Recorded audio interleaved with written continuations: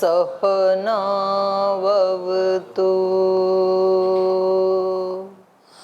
सहनौ भुनक्तु सह वीर्यं करवावहै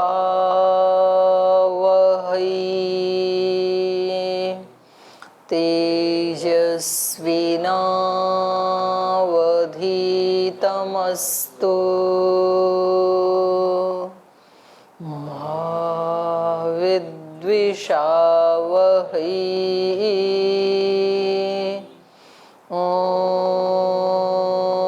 शांति शांति शांति।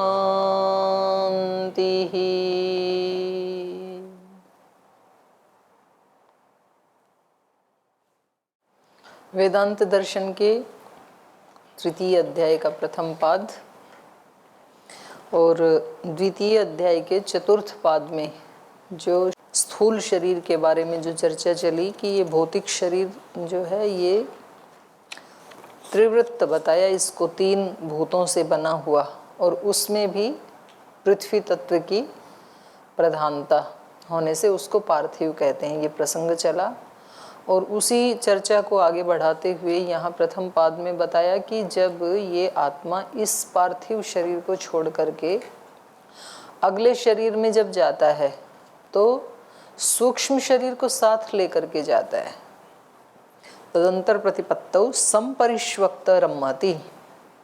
ये कैसे पता लगा? तो बोले ये तो शास्त्र में जो प्रश्नोत्तर हैं उससे पता लगता है। और प्राण भी साथ में जाता है। तो यहाँ पर इन्होंने प्रश्न उठाया था कि भाई जो वो सूक्ष्म शरीर जाता है उसको जो शब्द प्रमाण में तो उसको आपह कह दिया, तो वहाँ पर जल जैसा तो कुछ दिखाई देता नहीं है। आपह क्यों कहा वहाँ पर? ये बोला था ना इन्होंने, पंचम्याम आहुतौ आपह पुरुष वचसो भवंती। तो यहाँ आपह का मतलब था सूक्ष्म शरीर। ये जो सूक्ष्म शरीर आत्मा लेकर के जाता है तो पांचवी आहुति में ये सूक्ष्म शरीर स्थूल रूप में बोलने लगता है। ये बात थी। तो आपह का मतलब सूक्ष्म शरीर कैसे हो गया, ये इन्होंने प्रश्न उठाया था। प्रथमे अश्रवणादिति चेदन ता एव ही उपपद्यते। फिर एक बीच में प्रसंग आया था कि भाई वो जिसकी आप बात कर रहे हैं बृहदारण्यक की, तो वहाँ पर तो वो जो प्रथम आहुति है वो श्रद्धा आहुति है और वो द्युलोक नामक अग्नि में वो दी जाती है। तो वहाँ तो श्रद्धा की बात है, तो आप यहाँ उसको जल से कैसे कह सकते हैं? तो यहाँ इन्होंने बताया ता एव ही उपपद्यते, वे जल ही श्रद्धा से कहे जा रहे हैं। और उसके बाद बताया अश्रुतत्वादिति चेत न। यहाँ बात चल पड़ी फिर कि ये जो प्रकरण चल रहा है रम्मति प्रकरण, इसमें आत्मा की तो बात कहीं दिखाई नहीं दे रही, सुनाई नहीं दे रही। ऊपर जितने भी प्रमाण दिए बृहदारण्यक के या छांदोग्य उपनिषद के, तो उसमें सूक्ष्म शरीर की तो बात है लेकिन आत्मा का जिक्र नहीं आ रहा है कहीं कि आत्मा भी जाता है, सूक्ष्म शरीर तो जाता है। अश्रुतत्वात् इति चेत, वो तो कहीं श्रुति परंपरा में दिख नहीं रहा आत्मा तो बोले ये कहना उचित नहीं है, क्योंकि वहाँ पर कर्मों का कथन किया गया है कि इष्ट कर्म करने वाले कहाँ जाते हैं, किस लोक में, अनिष्ट कर्म करने वाले कहाँ जाते हैं। तो जो कर्मों का विधान है तो कर्म करने वाले का तो ऑटोमेटिक हो ही गया ना। तो इष्टादि कारिणाम प्रतीते है, जो इष्टादि कर्म करने वाले हैं, जो पुण्य कर्म करने वाले लोग हैं, तो उनके बारे में तो शब्द प्रमाण मिलता है ना। तो स्वाभाविक रूप से कर्म करने वाला आत्मा ही है और तो कोई करेगा नहीं। तो बात कल ये चली थी कि ये जो इष्ट कर्म करने वाले हैं ये तो धूमम अभिसंभवंती, धूम लोक को जाते हैं, अंधकार को जाते हैं, प्रकाश तो है नहीं धुआं में। तो ये पुण्य कर्म करने का फायदा क्या हुआ? और वहाँ जा करके इसकी जो यात्रा है, पहले धूमलोक को जाता है, फिर रात्रि को जाता है, फिर पितृलोक को जाता है, फिर आकाश को जाता है, आकाश से फिर चंद्रलोक को जाता है, और चंद्रलोक में जा करके ये सोम राजा बन जाता है। इतनी लंबी तो इसने यात्रा की, इतने दान पुण्य कर्म किए, और वहां जाकर के देवता इसको खा लेते हैं। अत्र सोमो राजा स एव य पूर्वत्र सोमो राजा तस्मिन एतस्मिन अग्नौ देवा श्रद्धाम जुह्वति। तो ये जो सोम राजा है ये वहां पर गया और वहां देवता इसको खा लेते हैं। सोमो राजा संभवति एवं प्रश्न प्रतिवचनाभ्याम सूक्ष्म देहवाचिनी भी अद्भि सह जीवात्मा देहांतरम गच्छति। तो ऊपर जो ये बात आई थी ना छांदोग्य उपनिषद के 5:10-4 में, तत्र गतस्तु जीवात्मा देवानाम अन्नत्वम आपद्यते, कल जो बात चली थी, वहां जाकर के उस देवों के लोक को या चंद्रलोक को प्राप्त करके, क्योंकि चंद्रलोक में तो देवता ही रहते हैं। चंद्रलोक मतलब आह्लाद सुख आदि देने वाला लोक, न कि ये वाला चंद्रमा जो पृथ्वी का उपग्रह है, ये वाला चंद्र नहीं, वहाँ तो जीवन ही नहीं है, तो वहाँ जाके क्या करेगा योगी। तो ये दूसरे चंद्रलोक की, पर वहाँ पर देवता रहते हैं, और ये बेचारा जैसे ही गया सोमराजा तो देवों ने उसको खा लिया। देवानाम अन्नत्वम आपद्यते एष सोमराजा तद देवानाम अन्नम तम देवा भक्षयन्ति। वो देवों का अन्न बन जाता है और देव उसको खा लेते हैं। तो सारा पुण्य कराया क्या काम आया, देवाओं का अन्न बन गया, ठीक है। सब नष्ट हो गए ना। तदा न तदेष्टादि कर्म फल भोगाय गमनम युक्तम। तो वो जो इष्ट आदि कर्म किए थे और उनका जो कर्म फल मिला, तो वो इस आत्मा के भोग के लिए तो रहा नहीं, देवों ने खा लिया इसको, तो वो सब व्यर्थ हो गया ना। तो क्यों करें हम दान पुण्य धर्म पुण्य आदि, क्यों करें, जाके देवों का अन्न क्यों बने। वैसे भी जब देखते हैं ना, जो कल जैसे प्रसंग चल रहा था, एक सेवा वाला या धर्म वाला, कि बस भाई अपने से और कुछ तो होता नहीं है, और हमने तो यहाँ पर एक लंगर लगा दिया, भंडारा लगा दिया, तो अपने से और ये साधना आदि होती नहीं है, तो ये भूखे लोगों की हमने सेवा कर दी, इसी से हमारा उद्धार हो जाए, ऐसे सोच के तो व्यक्ति करता है। इतने बड़े बड़े दान पुण्य यज्ञ याग आदि करते हैं कि भाई हमने चतुर्वेद पारायण यज्ञ कर दिया, इतना दान दे दिया, इसी से हमारा कल्याण हो जाएगा। कुछ संगठन में सेवा करते हैं जिनके पास पैसे नहीं है, तो कि भाई हम तो केवल सेवा कर रहे हैं और बाकी हमें कुछ साधना करने की जरूरत नहीं है, तो वो देवों का अन्न बन जाते हैं, उनके लिए ये कहा है। तो देवों का अन्न कैसे बन जाते हैं, वो जो जैसे हम अपनी इसकी बात करें, संगठन की बात करें, तो देवों का अन्न बनने का मतलब है वो जो एक बड़ा यज्ञ जिस देव ने चला रखा है, जैसे यहाँ कहें तो श्रद्धेय स्वामी जी महाराज ने मानव यज्ञ चलाया, तो वो उनके काम में, उनका जो बड़ा लक्ष्य है उसमें वो काम आ जाते हैं। मतलब उनको कोई कष्ट नहीं होता है जो उसमें सेवा करने वाले हैं। तो उन्होंने ये ही निर्धारित किया है कि भाई हम उनकी सेवा में, उनका जो सेवा यज्ञ उसमें एक आहुति बन जाए, तो उससे तृप्त है वो, बस ठीक है। तो सुख तो मिलता ही है ना उनको, तो इसलिए यहाँ चंद्रलोक कहा। लेकिन वो मोक्ष को प्राप्त कर लेंगे ऐसा बिल्कुल नहीं, क्योंकि वो उन्होंने चाहा भी नहीं। पर यदि वो उसको ज्ञान पूर्वक करें तो वो इसी सेवा को करते हुए दोनों पा सकते हैं, फिर चंद्रलोक को भी पा सकते हैं और मुक्त भी हो सकते हैं। तो जो अज्ञान पूर्वक, माने जो उसके आगे की डिमांड ही नहीं करते हैं, मानो कोई व्यक्ति बहुत बड़ी किसी कंपनी में सर्विस करता है और उसको बहुत अच्छी कोई सैलरी मिलती है, तो वो जो उनकी कंपनी का बॉस है वो देव माना जाएगा, और वो उसके अन्न इस रूप में बन जाते हैं कि उनका सारा जीवन उन्हीं की सेवा में बीत जाता है। पर उनको कोई कष्ट नहीं है, वो कहते हैं बीत जाते तो क्या है, तो सैलरी का पैकेज तो इतना अच्छा मिल रहा है ना, तो उससे हमारे घर परिवार बाल बच्चे सब प्रसन्न है, सुख के साधन है, अच्छी गाड़ी है, अच्छी हमारी कोठी है, बंगला है, खाने पीने का पहनने ओढ़ने का सारा सुख है, तो वो उस पैकेज में प्रसन्न है वो, और उनकी सारी जिंदगी उसी में बीत जाती है।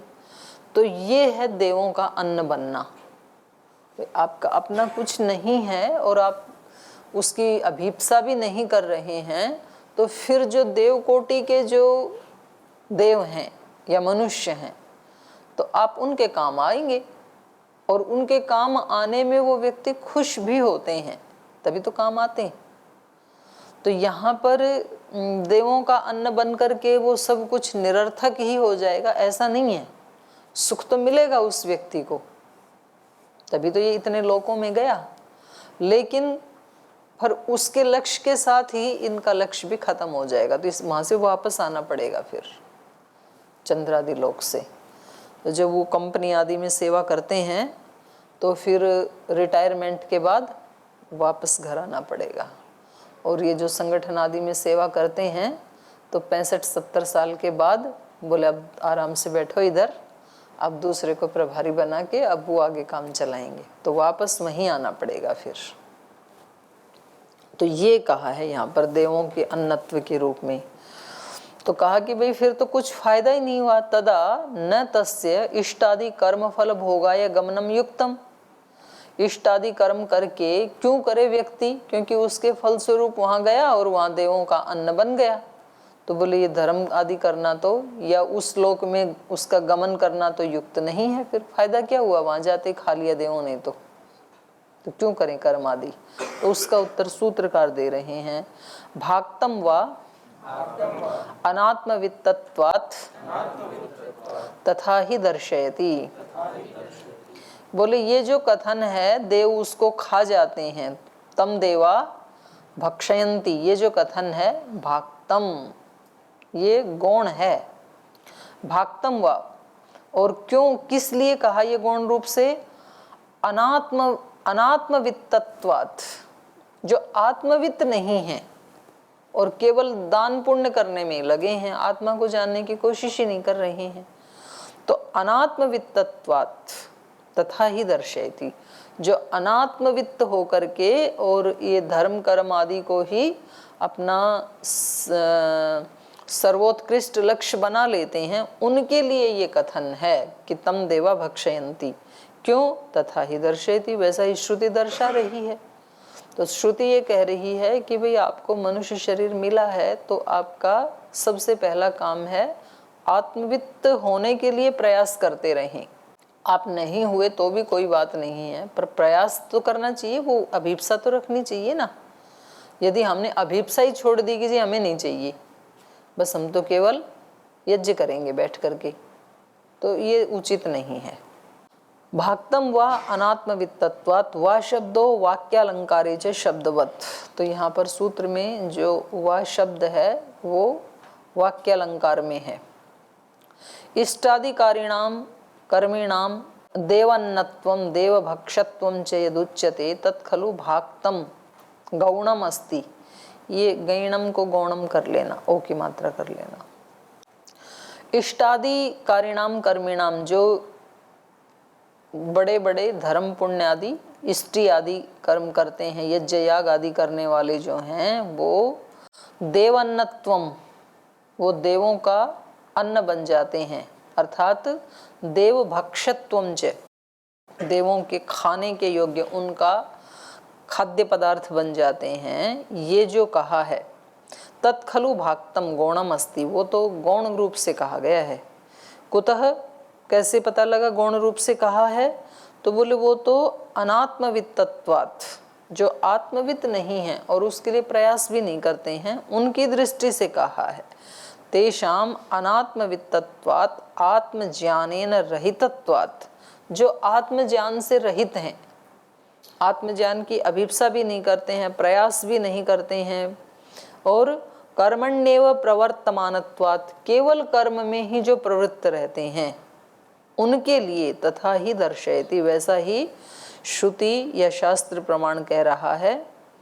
तथा ही कर्मिणाम गतिम दर्शयति श्रुति।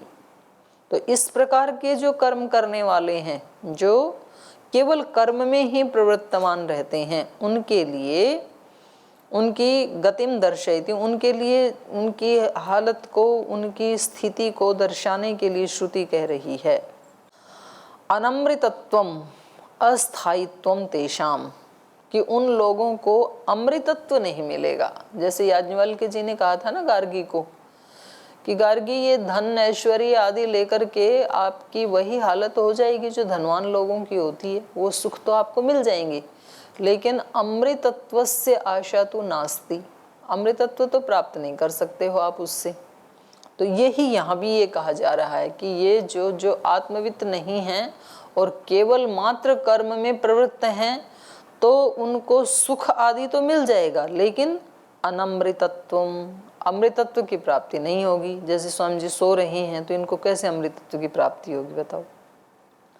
अस्थायित्वम तेषाम, उस चंद्रलोक में उनका स्थायित्व नहीं होगा। जाएंगे, अपने जितने कर्म है उतना सुख भोगेंगे, फिर वापस आ जाएंगे। तो जब फिर वापस उसी जमीन पे आना है तो ये सारा किया हुआ पुरुषार्थ तो फिर व्यर्थ ही हो गया। पुरुषार्थ कुछ ऐसा करें ना कि वो और थोड़ा आगे बढ़ाए। तो थोड़ा सुख लेकर के यदि वापस आ गए तो फिर तो बेकार हो गए ना। तद्यथा इह कर्मचितो लोक क्षीयते एवं अमुत्र पुण्यचितो लोक क्षीयते। बोले ऐसा ही है जैसे यहाँ पर अपने कर्मों से चयन किया हुआ बनाया हुआ जो लोक है वो क्षीयते, क्षीण हो जाता है। आदमी कितने सारे पुरुषार्थ करता है, घर बनाता है, गाड़ी लाता है, स्कूटर लाता है, क्या क्या लाता है, और फिर जैसे उसकी मृत्यु हुई तो वो सारा क्षीण हो गया। और कभी कभी तो मृत्यु से पहले ही क्षीण हो जाता है। बच्चे ले लेते हैं, फिर बोले आपने जिंदगी भर किया ही क्या, और वो सारे मकान तोड़ ताड़ के अपने ढंग से बनाते हैं, बोले अब हम बनाएंगे, तो सारा क्षीण हो गया ना इसका करा कराया। तो कह रहे हैं जैसे यहाँ पर कर्मचितो लोक यथा इह क्षीयते एवं अमुत्र पुण्यचितो लोक क्षीयते। तो स्वर्ग लोक आदि जो है वो पुण्य कर्मों से प्राप्त किया था तो वो भी क्षीण हो जाता है फल भोगने के बाद। तो इस लोक में उस लोक में अंतर क्या रहा, बस थोड़ा सा ज्यादा भोग मिल गया वहां पर, लेकिन हैं दोनों ही क्षीण होने वाले, नष्ट होने वाले हैं, दोनों ही अस्थाई हैं। स सोमलोके विभूतिम अनुभूय पुनरावर्तते। तो ये जो व्यक्ति जो पुण्य आदि करने वाला है उसके लिए यहाँ प्रश्नोपनिषद में कहा कि वो व्यक्ति सोमलोके विभूतिम अनुभूय, वहाँ के विभूतियों का अनुभव करके, वहाँ पर जो जो सुख मिलते हैं उनका अनुभव करके पुनरावर्तते, फिर वापस लौट आता है। तस्मात् तस्य देवन्नत्वम गौणम एव उक्तम। तो वो बस इस रूप में वो देवों का अन्नत्व कहा है, वास्तव में ही, क्योंकि आत्मा तो वैसे भी अजर अमर है तो देवता कैसे खाएंगे उसको। तो बोले ये जो खाने वाली जो बात है, देवों का जो अन्नत्व वाली बात है, वो गौणम एव उक्तम, गौण रूप से कही है, न मुख्य रूपेण है। मुख्य रूप से नहीं कही कि वहां गया और देवों ने खा लिया तो इसका अस्तित्व ही खत्म, ऐसा नहीं है। क्यों? यतो ही देवा किमपि न भक्षयन्ति, क्योंकि देवता तो कुछ खाते ही नहीं है। हमने पढ़ा था ना उसमें योग दर्शन में, ध्यानाहारा, ध्यान ही आहार है जिनका। तो ये जो थे महलोक जनलोक आदि, सत्यलोक नहीं, इन लोकों में भी सत्यलोक और उससे नीचे वाला भी, तो दोनों में, ओम महा, ओम जनः, ओम तपः, ओम तपलोक में और सत्यलोक में, दोनों में वो ध्यान ही उनका आहार है। तो ऐसे ही कह रहे हैं ये तो देवाः किमपि न भक्षयन्ति, देव तो कुछ खाते ही नहीं है। न ह वै देवा अश्नन्ति न पिबन्ति, जो देव हैं वो ना खाते हैं और ना पीते हैं। तो अब ऐसे देवों के साथ रह के क्या करें, जो खुद खाते नहीं पीते नहीं, तो उनके साथ रहने वालों को भी क्या खाने पीने देंगे फिर। तो देव खाते पीते नहीं है, इसका क्या अभिप्राय है? खाते तो हैं लेकिन वो आसक्ति पूर्वक नहीं खाते हैं, इसलिए उनके लिए कहा। पीते हैं नहीं तो शरीर आदि कैसे चले, पर वो आसक्ति पूर्वक उसका सेवन नहीं करते हैं। एक तो राग पूर्वक, नहीं तो व्यक्ति जैसे मानो किसी को किसी टेस्ट विशेष का शौक है और उसको फिर दे दो नमक मिर्च के बिना गुरुकुल वाली सब्जी, लौकी की, कद्दू की, तो उससे पूछे भाई खाना खा लिया? बोले क्या खा लिया? कुछ नहीं खाया। तो कुछ नहीं खाया मतलब जो उसको चाहिए था वो नहीं खाया, खाया तो है ही बिना नमक मिर्च का, तो उसके लिए वो खाया हुआ क्या हो जाता है, न खाई जैसा हो जाता है। तो ऐसे देवता खा करके भी कैसे रहते हैं, न खाई जैसे, क्योंकि उनकी कोई आसक्ति नहीं है ना।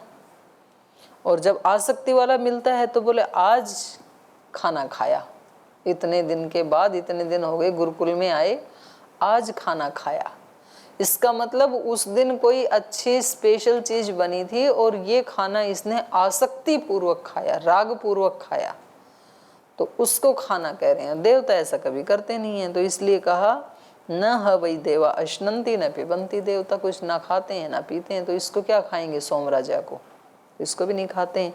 तो खाने की बात जो वहां पर कही, तम देवा भक्षयन्ति, ये क्या है, गौण रूप से कहा गया है। कृतात्यये अनुशयवान दृष्ट स्मृतिभ्याम यथेतम अनेवं च।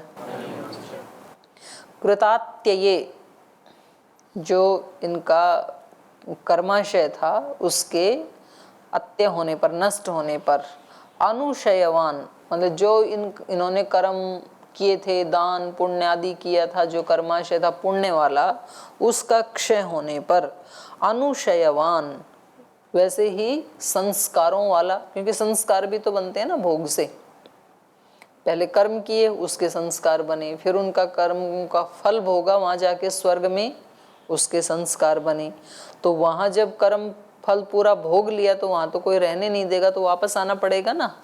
तो वापस किस बेस पे आता है, तो कहा अनुशयवान, उन्हीं संस्कारों वाला होकर के, उन्हीं संस्कारों के आधार पर। यथेतम अनेवं च, लेकिन जैसे गया था, यथा इतम अन एवं च, जैसे गया था उसी तरह नहीं आएगा। गया तो कैसे था, आरोह क्रम से गया था, आएगा अवरोह क्रम से आएगा, तो जिस क्रम से गया था उससे विपरीत क्रम हो जाएगा ना। अब आप यहाँ से जब देवप्रयाग जाएंगे तो पहले तो ऋषिकेश आएगा, फिर उसके बाद दूसरे तीसरे चौथे, जब वहां से वापस आओगे तब पहले ऋषिकेश थोड़ी आएगा, तब उल्टा हो जाएगा क्रम। तो कह रहे हैं उसी क्रम से नहीं आता, यथा मार्ग तो वही है लेकिन क्रम चेंज हो जाएगा। उसमें तो नीचे से ऊपर ऊपर ऊपर ऊपर चढ़ता गया था, पर जब वहां ऊपर से वापस आना पड़ेगा ना, तो थोड़ा नीचे थोड़ा नीचे थोड़ा नीचे, और फिर यहाँ ही आके रुकेगा जहाँ से यात्रा प्रारंभ की थी। तो कहा कृतात्यये, वो कर्म, इनका कर्म फल क्षय हो जाने पर, अनुशयवान यथा इतम अन एवं च, यथेतम अनेवं च, जैसे गया था वैसे ही नहीं आता है, उससे क्रम इसका विपरीत हो जाता है। ऐसा दृष्ट स्मृतिभ्याम, ऐसा ही श्रुति और स्मृति बता रही हैं। वेद भी ऐसे ही कह रहा है और स्मृति ग्रंथ भी इसके बारे में ऐसे ही कह रहे हैं। कृतात्यये यथेतम अनेवं च अनुशयवान, तो उसको ही बता रहे हैं। तस्मिन् यावत् संपातुम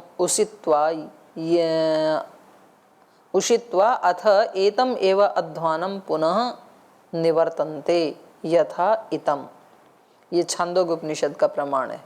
तस्मिन्, उस चंद्रादि लोक में जाकर के, यावत् संपातम, जितना इसका कर्म फल था, जितना इसने अर्जित किया था, उतने दिन उषित्वा, वहाँ रह करके, अथ एतम एव अध्वानम, उसी रास्ते से, रास्ता थोड़ी बदलेगा, जिधर से गया था उधर से तो आएगा ना।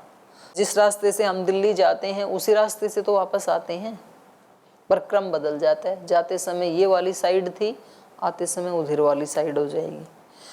तो कह रहे हैं उतने दिन वहां रह करके, अथ एतम एव अध्वानम पुनः निवर्तन्ते यथा इतम, जैसे गए थे वैसे ही वापस आते हैं। अत्र वचने स्पष्टते, तो ये जो वचन है छांदोग्य उपनिषद का, इसमें स्पष्ट किया जा रहा है, यद चंद्रलोकादि इष्टादि कर्मकारी कर्म फलम भुक्त्वा कृतात्यये कर्म क्षय सति पुनरस्मिन् लोके कर्म कारणाय यथेतम यथागतम तथा अवरोहण क्रमेण